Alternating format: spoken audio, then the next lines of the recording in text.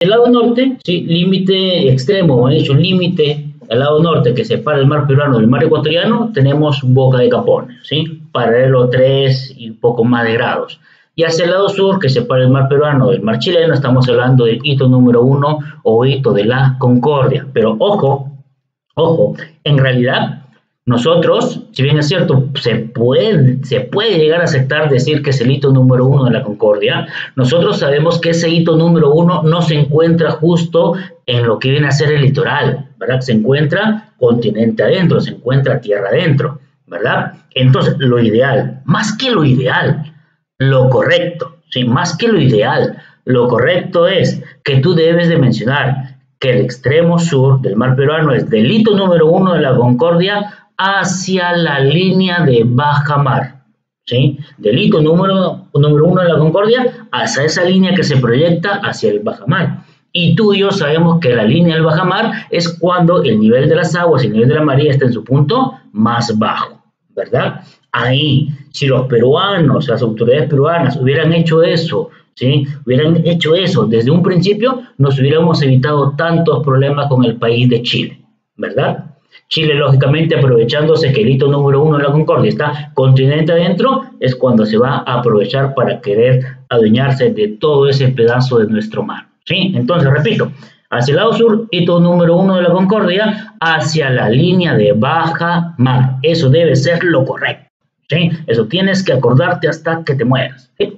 Y si hablamos de la amplitud, lógicamente estamos hablando de las 200 millas, ¿verdad? El mar peruano tiene una amplitud de las 200 millas, ¿sí? Ahora, mira, ve, esas 200 millas pasados a kilómetros en realidad es 370.8 kilómetros en promedio. Como se suele trabajar con cifras redondeadas, estaremos hablando de 371 kilómetros. Ahora, pregunto yo, ¿desde qué año el Perú tiene semejante dominio marítimo? ¿Sí? ¿Desde cuándo tenemos semejante dominio marítimo? Fácil. Yo sé que tú te acuerdas que tenemos las 200 millas desde 1947, ¿verdad? Tú te sabes el año. De cajón te sabes el año. ¿Y en qué mes? También lo sabes. Es el mes actual, agosto. ¿Desde cuándo? 1 de agosto, ¿verdad?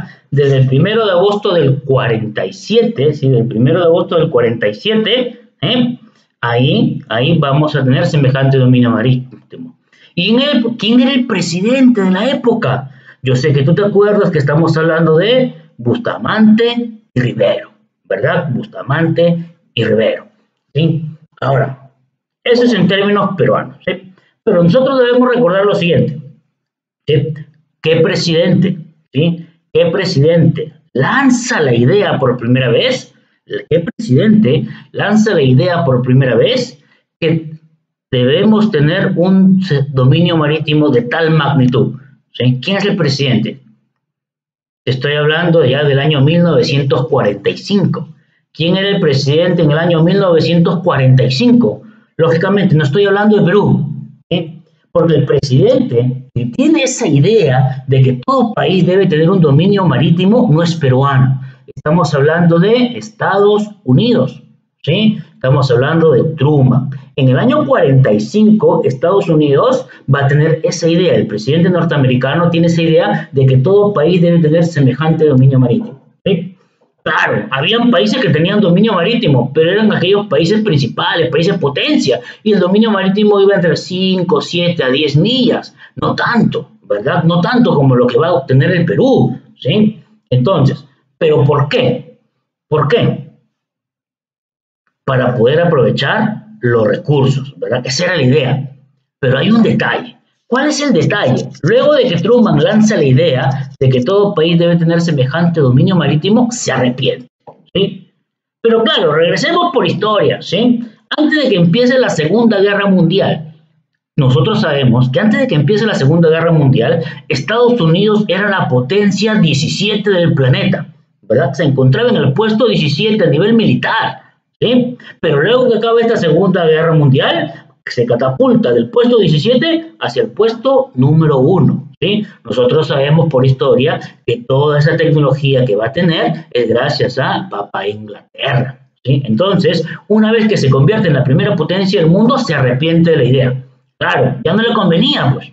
¿Sí? Ya no le convenía que países pequeños como el Perú, como otros países africanos, etcétera, tengan semejante dominio marítimo. ¿Y quién recoge esa idea entonces? ¿Sí? La va a recoger México. ¿Sí? México recoge la idea. ¿Sí? ¿Y quién la aplica? Causachum, Perú. ¿Verdad? La vamos a aplicar los peruanos. ¿Sí? Entonces, mira, como recordar, las 200 millas, año 1947, como por ahí me había contestado la señorita María Esther, ¿sí? En 1947 por Bustamante y Rivera. ¿Sí? Excelente. Muy bien. Luego hablaremos un poquito más respecto a las 200 millas. Pasamos por acá. Sectores de lo que viene a ser el mar peruano. ¿Sí? Nosotros sabemos que el mar peruano va a tener dos sectores, específicamente dos sectores. ¿Sí? Un sector boreal, sector norte, y un sector centro-sur. ¿Por qué no se divide el mar peruano en norte, en centro y en sur? ¿Por qué solamente en norte y un sector centro-sur? Fácil, por la presencia de las corrientes marinas. ¿Sí? El lado norte, precisamente, se ve influenciado por una corriente que viene desde el Golfo de Guayaquil, ¿verdad? ¿De qué corriente estamos hablando? Lógicamente, estamos hablando de la famosa corriente de el Guagua, corriente de el Niño. ¿Sí? Nosotros sabemos que esa corriente del Niño viene desde el Golfo de Guayaquil y va a llegar hasta lo que es Piura, ¿sí? Va a llegar hasta Piura, donde se va a desviar en punta aguja hacia el oeste. Ambas corrientes, ¿sí? Ambas corrientes cuando van a converger van a desviarse hacia el oeste en punta aguja en Piura, ¿sí? Pero nosotros vemos que el lado norte no solamente está influenciado por la corriente del Niño, también está influenciado por la baja latitud, ¿sí? Su ubicación latitudinal del Perú, la baja latitud. Esos son los dos principales factores que van a influir, ¿sí? Pero no son los únicos, no son los únicos, hay más. ¿Como quién, por ejemplo? Alguien que influye en el lado norte, ¿sí? Estamos hablando de la contracorriente ecuatorial. ¿Sí? Esa contracorriente ecuatorial, incluso, ojo, esa contracorriente ecuatorial va a hacer que parte de las aguas de la corriente del Niño sean arrastradas hacia el centro del Perú, ¿sí? Eso luego lo hablaremos un poquito más, ¿sí? Pero eso es lo que sucede. Pero los dos más importantes, repito, corriente del Niño y la baja latitud. ¿Sí? Ese es el norte. Si vamos a la misma temática en el lado centro-sur, está influenciado por la corriente peruana, ¿verdad? Si tú quieres decirle corriente Humboldt, no hay problema, puedes decirle, pero lo ideal, lo correcto debería ser corriente peruana. Pero no solamente por la corriente peruana, también se encuentra influenciado por el anticiclón del Pacífico Sur, ¿sí? Entonces, lado centro-sur, corriente peruana, anticiclón del Pacífico Sur. Son los dos más importantes, pero también no son los únicos, ¿sí? No son los únicos. Uno que va a actuar, ¿sí?, en el lado centro y va a llegar incluso hasta el norte de Arequipa, ¿sí?, va a ser parte del sur, estamos hablando de la corriente submarina costera. ¿Sí? Nosotros sabemos que dentro de las corrientes marinas, por ejemplo, tenemos la corriente costanera y la corriente oceánica. ¿Verdad? La corriente costanera va a tener más o menos esta dirección, ¿sí? Va a tener esta dirección, la corriente costanera, ¿sí? Entonces, esa otra corriente submarina costera va a ir por debajo de la corriente costanera y la va a levantar, ayudando a formar el fenómeno de afloramiento, ¿sí? Pero no es tan importante como la corriente peruana y el anticiclón del Pacífico Sur. Si hablamos de temperatura, lógicamente yo te pregunto, sector del mar peruano que tiene la mayor temperatura. Yo sé que tú me vas a decir el norte, perfecto, ¿verdad? En el norte tiene una mayor temperatura, en promedio entre los 20 a 22 grados centígrados, ¿sí? En el norte, 20 a 22 grados centígrados. Y en el lado centro-sur, eso depende, ¿sí? Porque ahí sí se hace una división. En el lado sur, entre 13 a 14 grados. En el lado sur, entre 13 a 14 grados. Y en el lado centro, puede ser entre 15, 16, 17 grados. Siempre hay una diferente temperatura. Si te das cuenta, mientras más te estás yendo hacia el norte, va a aumentar la temperatura. Si hablamos de salinidad, ¿sí? Si hablamos de salinidad, por ejemplo, La salinidad del norte es de 34,6, ¿sí?, gramos por litro. Y la del centro-sur es 34,8. Ojo, ojo, en realidad, ¿sí?, debería tener el lado norte una mayor salinidad, ¿sí?, porque está en la zona ecuatorial. Pero ¿por qué no tiene una mayor salinidad el lado norte, a pesar de que debería? Fácil, porque la corriente del Niño genera abundante lluvia, abundante precipitación, y esa agua dulce le baja la salinidad al lado norte. Es por ese motivo que en el lado centro-sur existe una mayor salinidad, ¿sí?, mayor salinidad. Luego, el color de aguas, lógicamente, en el lado norte, como el color de las aguas de las playas de Máncora, aguas azulinas, y en el lado centro-sur, un color de aguas verdosas, ¿verdad? Verdosas. No me dejas mentir, ¿sí? Imagínate tú, te vas a la playa que más te guste, ¿sí?, y tú encuentras las aguas verdosas. ¿Te gustaría meterte a bañar? Muchos de ustedes me dirán, sí, profe, normal, no hay problema. Otros de repente no. Te cuento esto por una pequeña anécdota, así para entretener la noche, ¿eh? Algo que pasó hace poco, me pasó a mí hace poco. Te estoy hablando del año 1989, ¿sí? En 1989, ¿sí? Hace poquito, hace poquito. Yo tenía unos 8 años aproximadamente, bueno, sí tenía 8 años en esa época. Mis tíos me llevaron a una caleta, ¿sí?, a la caleta de Pucusana, que estoy seguro que ustedes conocen, ¿verdad? Imagínate Pucusana en el año 89, ¿sí?, más de 30 años atrás. Me acuerdo que yo de niño, ¿sí?, veía cosas verdes flotando. En mi mente de niño eran hongos. ¿Sí? En mi mente de niño eran hongos. Lógicamente, hoy sé pues que no son hongos, son nutrientes, son algas, etcétera, ¿verdad? Eso es lo que soy, una pequeña anécdota, lo que me pasó hace poco tiempo, ¿sí?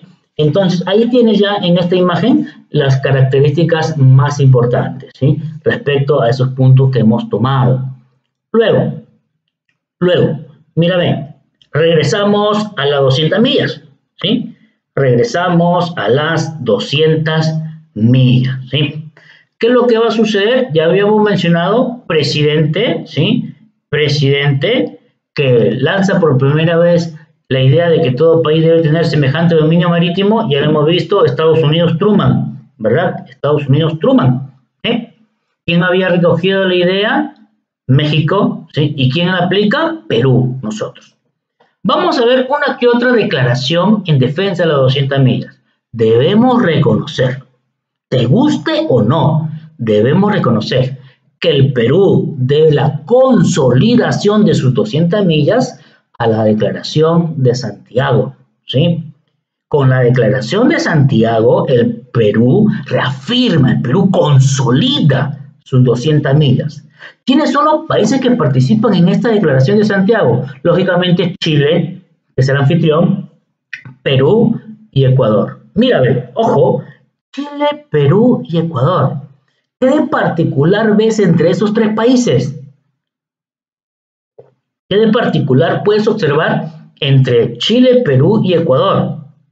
Fácil, yo sé que ya te diste cuenta que entre esos tres países, ¿sí?, entre esos tres países se abarca lo que viene a ser el lado del Pacífico Sur en el continente americano, ¿verdad? Solamente entre Ecuador, Perú y Chile, y ahí lo tenemos. Es importante, por ese motivo, esta declaración, y con eso consolidamos nuestras 200 millas. Pero claro, el Perú también lanza su declaración. Una de las declaraciones que va a lanzar es la Declaración de Lima, donde van a participar 14 países. Y también hay una declaración conjunta dentro de todas las que van a haber, una específica entre Perú y Argentina. ¿Qué particular también puedes observar en esta declaración entre Perú y Argentina? ¿Sí? Lo particular es que es una declaración bioceánica, ¿verdad? El Pacífico por el lado del Perú, el Atlántico por el lado de Argentina, ¿sí? Y luego, una de las más importantes es la Declaración de Lusaka, ¿sí? ¿Por qué? Porque ahí van a participar todos los países no alineados. Acuérdate tú que durante la Guerra Fría se van a armar dos bloques, un bloque pro-norteamericano y un bloque pro-soviético, ¿verdad? Y luego alguien que no estaba con nada, no se casaba con nadie, los no alineados. Ellos van a participar en la Declaración de Lusaka, ¿sí? Luego tenemos una serie de fundamentos para estas 200 millas. Cuando hablamos de las 200 millas, tenemos 6 fundamentos para ser específicos. Tenemos fundamento geológico, biológico, geográfico, económico, jurídico y estratégico. Mira, a ver, fundamento geológico, geología. Aquí hace referencia al zócalo continental, ¿sí? Geológico hace referencia al zócalo continental, ¿sí? Fundamento biológico hace referencia a la masa de vida, la biomasa, ¿sí? Fundamento geográfico, ¿sí? Pregunto yo, ¿el mar, la presencia del mar, puede o no puede influir en el paisaje? Por supuesto que sí, claro que puede influir en el paisaje. Entonces, fundamento geográfico es la influencia del mar dentro del paisaje o en el espacio geográfico. Fundamento económico, obtención de recursos naturales, lógicamente. Fundamento jurídico, es un derecho internacional. Ojo, es un derecho internacional que todo país debe tener un dominio marítimo. Todo país, todo debe tener un dominio marítimo. Pero ¿cuál es la condición para cumplir este derecho? Que dicho país debe tener salida al mar. Si ese país no tiene una salida al mar natural, lo sentimos, ¿sí? No tienes derecho. Es decir, Bolivia, lo sentimos. Paraguay, lo sentimos. No tienes el derecho. Y fundamento estratégico hace referencia a la soberanía nacional, ¿sí? Esos son los 6 fundamentos para estas 200 millas, ¿sí? Pero tú también habrás escuchado que en la actualidad no se habla de las 200 millas. En la actualidad hablamos de la Convención del Mar, el famoso CONVEMAR, ¿verdad? Nosotros sabemos que a nuestro país paran invitando, ¿sí? Lo paran invitando a la CONVEMAR, que deje las 200 millas y que se pase a la Convención del Mar, ¿verdad? En la actualidad, ¿sí? En la actualidad seguimos con las 200 millas. Seguimos con las 200 millas, ¿sí? Eso es lo actual, eso es lo bonito, que seguimos con las 200 millas. ¿Nos conviene a nosotros como país dejar las 200 millas y pasarnos a la CONVEMAR? Pues no. ¿Por qué no? Fácil, ¿sí? En teoría, ¿sí? Cuando hablamos de las 200 millas, en teoría, ningún país puede venir, ¿sí? Y navegar en nuestro dominio marítimo, ¿verdad? Eso es de las 200 millas. Ningún país puede, ¿verdad? Pero lo hacen, ¿verdad? Porque no tenemos la capacidad para poder controlar todo nuestro dominio marítimo. No deben, teóricamente hablando, el papelito, pero lo hacen. En teoría, no puede venir ningún país sin permiso,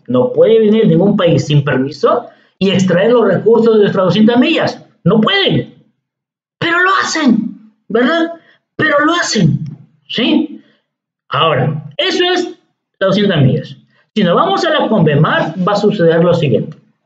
Teóricamente hablando, el Perú va a seguir con sus 200 millas. Teóricamente hablando. ¿Por qué? Porque mira, ven, de esas 200 millas marítimas, ¿sí? Las 12 primeras millas, esas 12 millas que están junto al litoral, van a ser conocidas como mar territorial, ¿sí? Donde el Perú va a ejercer su soberanía absoluta. Ahí vamos a tener una soberanía absoluta. Mira, checa, escucha, pasamos de las 200 millas de soberanía absoluta, que es lo que tenemos actual, y en la CONVEMAR, de las 200, se reduce solo a 12. Las otras 188 millas se le conoce como zona económica exclusiva. Zona económica exclusiva. Pero hay un detalle en esta zona económica, ¿sí? De esas 188 millas restantes, las 12, ¿sí?, que están junto al mar territorial, se les conoce como zona contigua, ¿sí? Se le conoce como zona contigua. Un país no puede venir y aprovechar recursos de ese lugar. Pero ¿qué pasa con las 176 millas restantes?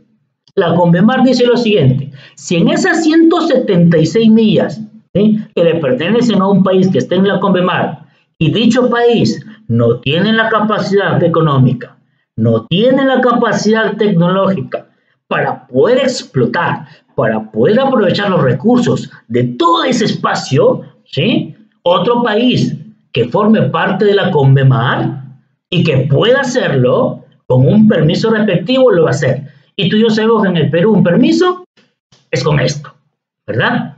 Entonces no nos conviene, no nos conviene. ¿Quién es el país que está más ansioso porque el Perú firme la Convemar? Lógicamente, pues nuestro vecino del sur, estamos hablando de Chile, ¿sí? Ojo, por si acaso, la Convemar no es renunciable. La Convemar no es renunciable, ¿sí? Hay un apartado de la Convemar que dice, todo país que se adhiera, que se adscriba a la Convemar, a la Convención del Mar, no es renunciable. Bonito sería de repente para probar, ¿no? Un añito, a ver qué tal nos va. O si fuéramos un país potencia, bueno, pues no hay problema. Pero no nos conviene, ¿sí? Sabemos nosotros que desde el gobierno de Belaúnde Terry, ¿sí?, le están invitando al Perú a la Convemar. Invitaron al gobierno de Belaúnde, pues Belaúnde dijo no. Invitaron al primer gobierno de Alan García dijo no, ¿verdad? A Fujimori, pues no lo invitaron. A Valentín Paniagua, como era un gobierno de transición, pues no lo invitaron. Luego vino el Chole Harvard, Toledo, pues dijo que no, ¿sí? Nuevamente vino Alan, pues ya no lo invitaron, pues ¿para qué? Luego vino Nadine que vino Ollanta, ¿verdad? Tampoco. Bueno, ahí lo invitaron, pero dijo que no. Y ahorita pues que estamos con Vizcarra, porque ya PPK no lo contamos, ¿sí? Entonces, hasta ahorita felizmente que han dicho que no. Si el Perú en un momento se volviera potencia, otro cantar sería, ¿sí? Otro cantar sería. Muy bien. Veamos sistema de corrientes peruanas, ¿sí? Como puedes observar en este gráfico, vamos a tener 5 corrientes peruanas. Y luego un fenómeno, que es el fenómeno del Niño, pero no lo voy a mencionar, ¿sí? También actúa, también influye, ¿sí?, en las corrientes, especialmente en la corriente del Niño, pero en esta ocasión no lo voy a mencionar, bueno, no lo voy a explicar, ¿sí? Pero también tenemos el fenómeno del Niño. Entonces, mira, ven, tenemos, número 1, corriente costanera, que tengo una flechita, una línea naranja. Número 2, corriente oceánica, corriente oceánica. Número 3, corriente del Niño, corriente del Guagua. Número 4, la contracorriente ecuatorial. Y número 5, la corriente submarina costera. Dime tú, ¿dónde ves ahí la corriente peruana? ¿Dónde observas a la corriente peruana? Yo no la veo. Yo no veo ahí por ningún lado la corriente peruana. ¿Qué, profe? ¿No tenemos corriente peruana? ¿No hay una corriente llamada peruana? Sí. Pero ¿cuál es el detalle? El detalle es que la corriente peruana está formada por 2 ramales. ¿Cuáles son estos 2 ramales de la corriente peruana? La corriente costanera y la corriente oceánica, ¿sí? Que lo tienes aquí en la imagen. Entonces, la corriente costanera con la corriente oceánica, esos 2 ramales van a formar a la corriente peruana. Veamos a grosso modo características de la corriente peruana. Origen. Cuando hablamos de la corriente peruana, lo primero que viene a tu mente es Valparaíso en Chile. Desde ahí viene, ¿sí? Se origina en promedio a los 43 grados de latitud sur, en la bahía de Valparaíso. A partir de la bahía de Valparaíso, desde ahí viene al Perú, ¿sí? Ahora, esta corriente, como todas las corrientes básicamente, son corrientes submarinas, ¿sí? ¿Dónde va a comenzar a ascender esta corriente submarina? Comienza a ascender en el departamento de Ica, ahí. ¿Y por qué asciende? Porque choca con la dorsal de Nazca, ¿sí? La corriente peruana, bueno, o estos 2 ramales, cuando chocan con la dorsal de Nazca, es cuando comienza su ascenso, ¿sí? Comienza su ascenso, ¿sí? Y la longitud es de 4.445 kilómetros, desde la bahía de Valparaíso hasta Punta Aguja en Piura. Hace un momento mencionamos que tanto la corriente del Niño como la corriente peruana, ¿sí?, ambas corrientes, ¿sí?, chocaban en Punta Aguja, convergen en Punta Aguja, que queda en Piura, y a partir de ese momento se desvían hacia el oeste, ¿sí? La dirección es del sureste al noroeste, lógico, una velocidad de 28 kilómetros por día o 15 millas por día aproximadamente, y tienen una profundidad variable, ¿sí? La profundidad puede ir de 200 hasta 500 metros de profundidad, y también su amplitud es variable, ¿sí? La corriente peruana en términos generales tiene una amplitud que va desde las 100 hasta 200 millas. 100 millas en verano, 200 millas en invierno. 100 millas en verano, 200 millas en invierno y forma parte del gran movimiento circulatorio del Pacífico Sur. Sí, mencionado, ¿sí? Forma parte del gran movimiento circulatorio del Pacífico Sur y no te olvides que es Perú, Chile y Australia. ¿Y qué es lo que ocasiona? ¿Qué es lo que produce esta corriente peruana? Fácil, produce a las nubes estrato, ¿sí? Que son nubes características del cielo limeño, ¿sí? Produce la aridez de la costa, el desierto del Pacífico, ¿sí? Esa aridez de la costa genera el desierto del Pacífico también. Produce la presencia o facilita la presencia de lomas, la formación de neblinas y de brumas, ¿sí? Neblinas y brumas. Brumas es cuando está en el mar, ¿sí? Sobre las masas oceánicas, ¿sí? Y el desplazamiento del zooplancton y el fitoplancton a lo largo de todo el mar, de todo el litoral, ¿sí? Muy bien, eso es de la corriente peruana. Aquí luego vas a tener un cuadro donde tienes características respecto a los dos ramales que forman a la corriente peruana, ¿sí? Tienes el ramal conocido como corriente costanera, que su mismo nombre lo indica, está cerca del litoral, está en la costa, y la corriente oceánica que está mar adentro, ¿sí? Ahí vamos por acá. Número 3, corriente del Niño, ¿sí? Característica, proviene desde el Golfo de Guayaquil, ¿sí? Proviene del Golfo de Guayaquil. No te olvides que el Golfo de Guayaquil es el golfo más extenso de América del Sur. El Golfo de Guayaquil es el golfo más extenso de América del Sur, ¿sí? ¿Cuál es la dirección? Puedes darme dos direcciones. Una genérica que va de norte a sur, ¿sí? Una genérica que va de norte a sur, o puede ser más específico, ¿sí? Irá del noreste hacia el sur oeste, ¿verdad? Va del noreste hacia el sur oeste. Y la velocidad varía entre media a 1 milla por día. Y salinidad baja, ¿sí? Recuerda tú que el lado norte tiene una salinidad de 34,6. El lado centro-sur una salinidad de 34,8. Esa baja salinidad es por la precipitación, ¿sí? Salinidad baja. Y sus aguas alcanzan hasta la península de Paracas porque son trasladadas por la contracorriente ecuatorial. Eso ya te lo había mencionado hace un momento, ¿sí? Esa contracorriente ecuatorial agarra las aguas de la corriente del Niño y las arrastra hacia lo que es la península de Paracas, afectando lógicamente a los peces que están en esa zona, porque no son peces acostumbrados a esas aguas cálidas, ¿sí? ¿Y qué efectos origina la corriente del Niño? Ahí lo tienes, origina la famosa lluvia de verano, rompe con la inversión térmica y genera la mortandad de aves y peces, ¿sí? Muy bien. Luego de ello, tienes la contracorriente ecuatorial, ¿sí? La contracorriente ecuatorial separa, divide, bifurca, llámalo como te haga feliz, a la corriente costanera y a la oceánica, es decir, separa a los dos ramales de la corriente peruana y se caracteriza porque tiene un desplazamiento submarino, ¿sí? Alterando el hábitat de las especies de agua fría, ¿sí? Tiene un desplazamiento submarino y tiene una profundidad variable que va entre 40 a 400 metros.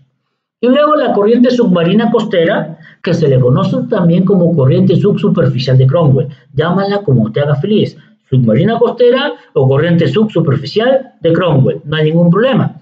Se desplaza por debajo de la corriente costanera en sentido contrario, ¿sí? Se desplaza por debajo de la corriente costanera en sentido contrario, ¿sí? Recorriendo el zócalo y alcanzando 100 metros de profundidad. No te olvides, mira, aquí está la corriente costanera, va en esta dirección, la corriente costanera, ¿sí? Y aquí está la submarina costera. Cuando la submarina costera pasa por debajo de la costanera, la levanta. Y cuando la levanta, va ayudando a formar el fenómeno de afloramiento, ¿sí? En realidad, todas las corrientes van a ayudar, pero esta corriente ayuda un poco más. ¿Por qué? Porque va recorriendo el zócalo, ¿sí? Va recorriendo el zócalo, ¿sí? Y por la profundidad que tiene, solamente de hasta 100 metros, entonces, ¿sí? Va a generar un mayor levantamiento. Pero si hablamos del fenómeno de afloramiento, ¿quién origina el fenómeno de afloramiento? Tienes varias. La acción de los vientos, la rotación, la diferencia de temperatura, la diferencia de salinidad, etcétera, etcétera, etcétera, etcétera, etcétera. Pero el más importante para la ocurrencia del fenómeno de afloramiento es el relieve del zócalo continental. Es esa amplitud del zócalo continental, ¿sí? Ese es el principal factor para la ocurrencia del fenómeno de afloramiento. ¿Sí? Eso no te olvides, no te olvides. ¿Sí? Luego, por aquí, mira, ven, te dejo una pequeña imagen, un pequeño cuadro donde tienes a las especies marinas según la temperatura de las aguas. Tienes peces de agua fría que abarcan en la zona centro-sur del litoral, del mar, ¿sí? Y peces de agua cálida. Ahí tienes cada uno, ¿sí? Bueno, tienes la mayor cantidad, las más reconocidas, las más destacadas. Lógicamente recordando que aquí vas a tener a la famosa anchoveta, que es la especie más extraída del Perú, ¿sí? Es la más extraída, ¿sí? Luego, pasamos a morfología submarina, ¿sí? Morfología submarina, ¿sí? Cuando hablamos de morfología submarina vamos a tener tres sectores, ¿sí? El zócalo continental, ¿sí? Que abarca de 0 a 200 metros, ¿sí? El talud, que va desde esos 200 metros hasta los 4000 metros de profundidad, y las fosas, ¿sí? La fosa, que va de los 4000 en adelante, que va de los 4000 en adelante. Pero, ¿sí? Pero, a partir de los 6000 metros, encontramos una zona conocida como zona hadal, ¿sí? Esa zona hadal son aquellas fracturas de la corteza localizadas a más profundidad respecto a los 6000 metros, ¿sí? Cuando supera los 6000 metros de profundidad, esa fractura de la corteza, estamos hablando de la zona hadal, ¿sí? Pero en el Perú, ¿sí? Si hay zonas que pasan los 6000 metros, igual lo consideramos dentro de la fosa, ¿sí? Para hablar un poquito mejor, acá tenemos un pequeño cuadro, ¿sí? Morfología submarina. El zócalo continental se le conoce como plataforma continental, lógico, pero también se le conoce como prolongación del continente, ¿sí? ¿Por qué? Fácil. Imagínate, un hermoso día de playa, tú estás ahí caminando, de repente estás paseando, no te quieres mojar, no es tu intención entrar a bañarte al mar, estás paseando, ¿sí? Normal, no hay problema. Y en un momento determinado, las aguas del mar comienzan a retroceder, ¿sí? Las aguas del mar comienzan a retroceder. No te estoy diciendo que viene un tsunami, porque en ningún momento te he dicho que había un temblor ni nada por el estilo. Solamente las aguas del mar comienzan a retroceder. Entonces, es la oportunidad, ¿verdad?, de caminar, de prolongar, de continuar tu andar por la playa sin mojarte, ¿verdad? Y por eso el zócalo es conocido como prolongación del continente. Algo muy importante del zócalo que comprende la zona fótica, es decir, la zona con luz. ¿Hasta dónde pueden penetrar los rayos del sol? Los rayos solares penetran hasta los 200 metros de profundidad. Es precisamente hasta donde llega el zócalo continental en el Perú, ¿sí? Entonces, hasta ese zócalo continental, hasta esos 200 metros de profundidad, hasta ahí llega la luz del sol. Por eso zona fótica significa zona con luz. Y también aquí en el zócalo encontramos a la zona nerítica. Ojo, esta zona nerítica no comienza a los 0 metros. No. La zona nerítica comienza desde los 10 metros y se extiende hasta los 200 metros. Desde los 10 hasta 200 metros. Prácticamente todo el zócalo. Eso sí, hay que reconocer, prácticamente todo el zócalo. Pero va desde los 10 hasta los 200 metros. ¿Y qué vamos a encontrar aquí? Fácil, los hidrocarburos, gas, petróleo, ¿verdad? Y encontramos la biomasa, esa masa de vida, ¿sí? Luego, el talud es conocido como zona batial. El talud es conocido como zona batial, ya lo habíamos mencionado hace un momento, de los 200 hasta los 4000 metros, ¿sí? Ojo, pregunto yo, ¿en el talud, llega la luz del sol? No y no. En el talud no llega la luz del sol. Entonces, al talud se le puede decir que es la zona afótica o zona sin luz. Al talud se le puede decir que es la zona afótica o zona sin luz. ¿Se puede? No, ¿verdad? No llega, claro, como no llega la luz, ¿verdad? Pero no se le puede decir. Si bien es cierto, no llega la luz, pero no se le puede decir al talud que es la zona afótica. ¿Por qué no, profe? Pero si no llega la luz. Fácil, ¿sí? No se le puede decir zona afótica o zona sin luz, porque más allá del talud tienes a la fosa, ¿sí? Y tienes a la zona anal, ¿sí? Entonces tienes más sector. Lo correcto es decir que en el talud se inicia la zona afótica o zona sin luz, ¿sí? La zona afótica o zona sin luz, ¿sí? Eso es lo correcto. ¿Qué más? Se depositan los deslizamientos provenientes del zócalo continental y encontramos la presencia de las dorsales. ¿Te acuerdas tú cuando hemos hecho geodinámica qué son una dorsal? Las dorsales son cordilleras submarinas, como la dorsal de Nazca, ¿verdad? Son cordilleras submarinas, ¿sí? Son importantes, ¿ya? Muy bien. Y luego, ¿sí? Para ir finiquitando esta parte de aquí, la fosa. La fosa se le conoce como zona abisal y zona adal. No te olvides, vuelvo a repetir, la zona adal se menciona así cuando las profundidades, cuando esa fractura de la corteza, porque la fosa es una fractura de la corteza, ¿sí? Cuando esa profundidad supera los 6.000 metros de profundidad, estamos hablando de zona adal, ¿sí? Pasando los 6.000 metros de profundidad, estamos hablando de la zona adal, ¿sí? Bien, en el Perú, esta fosa va a tener prácticamente dos sectores, ¿sí? Un sector central que se localiza entre Lambayeque y Lima, y un sector meridional, sur, austral, que está entre Tacna y Arica. Olvídate de Arica por el momento, porque ya no nos pertenece, pero un día nos volverá a pertenecer, ¿sí? Comprendida entre Tacna y Arica, ¿sí? Entonces, ahí tienes tú la característica, ahí tienes las características de cada uno, ¿sí? Las fosas más profundas en el lado centro están en orden, ¿sí? La fosa del Callao, Chimbote y Ancón. Son las tres fosas más profundas del lado centro.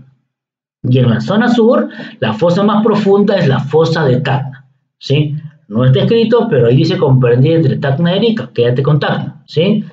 En el lado sur, la más profunda es la fosa de Tacna, que puede llegar a superar los 7.000 metros de profundidad, ¿sí? Más de 7.000 metros de profundidad, ¿sí? Ahora, deberíamos tener solamente un sector de la fosa. Debería haber solamente un sector de la fosa. Pero ¿cómo se llama esa geoforma que interrumpe la continuidad de las fosas?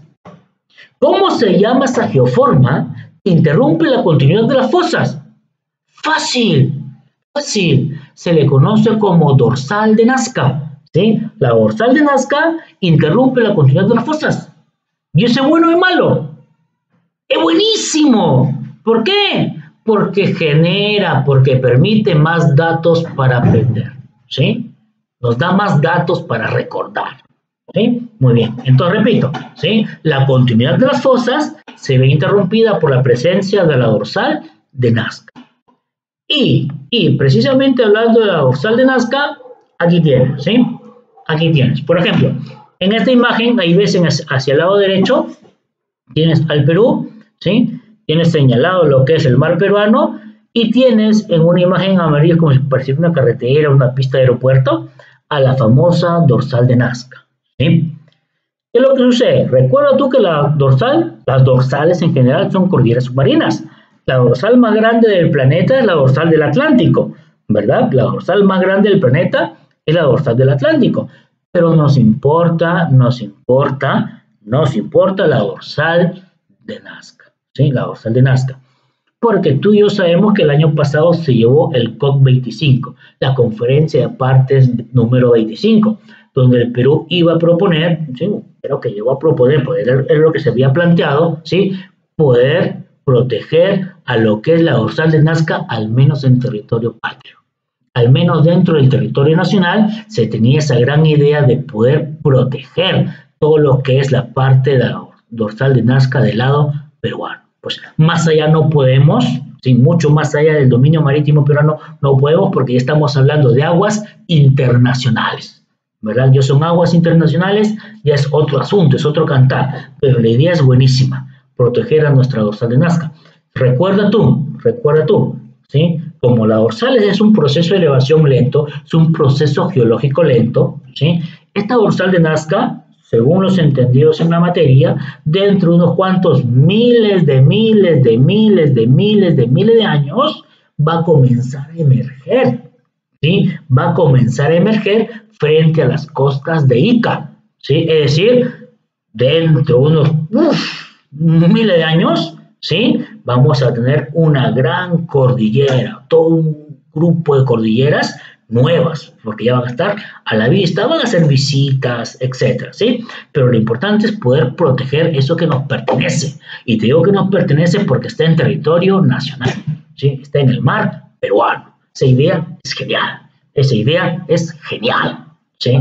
Factores de la riqueza del mar peruano, ¿sí? Cuando hablamos de factores de la riqueza del mar peruano, tienes la amplitud del zócalo, ¿verdad? ¿Por qué decimos la amplitud del zócalo? Porque en toda esa área del zócalo continental, en toda esa área, va a servir como un área, para la reproducción de las especies marinas, ¿sí? Para poder aumentar la cantidad de especies que vamos a tener. Luego, tienes la frialdad de las aguas. Nosotros sabemos que esa frialdad de las aguas es por el fenómeno de afloramiento, ¿verdad? Esa frialdad de las aguas es por el fenómeno de afloramiento. La abundancia del fitoplancton, lógico, ¿sí? El fenómeno de afloramiento, que adicionalmente de enfriar las aguas, también las nutre, ¿sí? Enfría y nutre las aguas. La convergencia de las corrientes marinas, peces de agua fría, peces de agua cálida, eso lo sabemos. La poca profundidad del zócalo, ¿sí? Ojo, esa poca profundidad del zócalo continental facilita la fotosíntesis de las microalgas. Repito, esa poca profundidad del zócalo continental facilita la fotosíntesis de las microalgas, ¿sí? Luego tienes la corriente peruana, que habíamos mencionado ya en su momento, que distribuye toda esa cantidad de nutrientes a lo largo del territorio, a lo largo del mar, ¿sí? Luego tienes una gran presencia de oxígeno, el excremento de las aves guaneras. ¿Y para qué me importa el profe el excremento de las aves guaneras? Fácil, para la formación de nutrientes. Y tú y yo sabemos que la principal ave productora de popó, ¿sí? La principal ave productora de popó, estamos hablando de guanay, ¿sí? Hablamos del guanay, ¿sí? Y por último ahí, en esa parte, estamos hablando de la ubicación latitudinal del Perú, ¿sí?